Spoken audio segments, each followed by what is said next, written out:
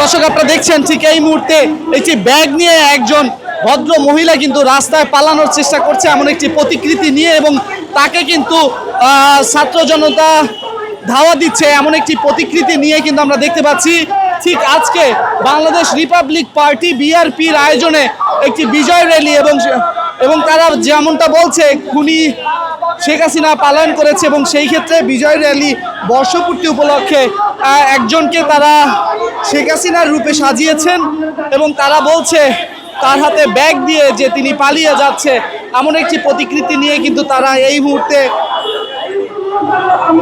বিজয় rally করে তারা এগিয়ে চলছে কেন্দ্রীয় শহীদ মিনারের অভিমুখে। এবং আপনারা দেখতে পাচ্ছেন ঠিক বিআরপির পার্টি যারা রয়েছেন তারা এই মুহূর্তে এই বিজয় র্যালিটি নিয়ে এগিয়ে চলছে। আপনার কথা বলতে চাই, আপনার এটা হচ্ছে আপনার 5ই আগস্ট, যে গত 5ই আগস্ট যে আপনার স্বৈরাচারের হাসিনা দলবর্ষ পালিয়েছে সেই বর্ষপূর্তি উপলক্ষে আজকে আনন্দ র্যালি, এবং কিছুক্ষণ আগে আপনারা দেখছেন আমাদের পক্ষ থেকে শহীদদের আত্মার মাগফিরাতে কোরআনখানি হয়েছে। এখন হচ্ছে আনন্দ র্যালি হচ্ছে। সামনে যে আছে সে হচ্ছে প্রতীকী শেখ হাসিনা।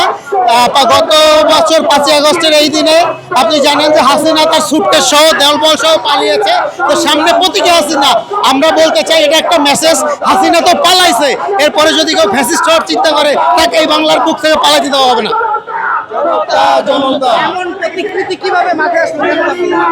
আমরা জানি গত বছর 5 আগস্ট শেখ হাসিনা জনতার ভয়ে পালিয়ে গিয়েছিল।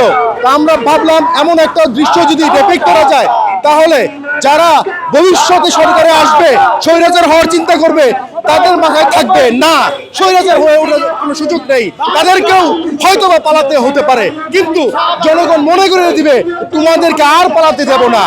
পদ্মা সেতু, মেট্রো রেল এবং এলিভেটেড এক্সপ্রেসওয়ে নির্মাণের গর্বিত অংশীদার বসুন্ধরা সিমেন্ট। কাউকে পালানোর সুযোগ দেওয়া হবে না ইনশাআল্লাহ। দর্শক আপনারা দেখছিলেন ঠিক এই মুহূর্তে একটি বিজয় র্যালি নিয়ে এগিয়ে চলছে কেন্দ্রীয় শহীদ মিনারের অভিমুখে, এবং সেই জায়গাটিতে তারা কিন্তু এই মুহূর্তে একজন শেখ হাসিনার প্রতিকৃতি বানিয়ে কিন্তু তাকে রেখেছে, এবং তাকে মাঝে মধ্যে আমরা দেখতে পাচ্ছি একটি ঝাড়ু নিয়ে তাকে তাড়ানোর চেষ্টা করছে এবং তিনি দৌড়দৌড়ি করছে, এবং সেই চিত্রগুলো কিন্তু আমরা দেখতে পাচ্ছি। ঠিক এই মুহূর্তে আমরা রয়েছি ঢাকা বিশ্ববিদ্যালয়ের প্রাঙ্গণে, এবং সেই জায়গা থেকেই কিন্তু তারা আজকের এই বিজয় র্যালিটি নিয়ে এগিয়ে চলছে কেন্দ্রীয় শহীদ মিনারের অভিমুখে, এবং শেখ হাসিনার প্রতিকৃতি হিসাবে কিন্তু তাকে রাখা হয়েছে।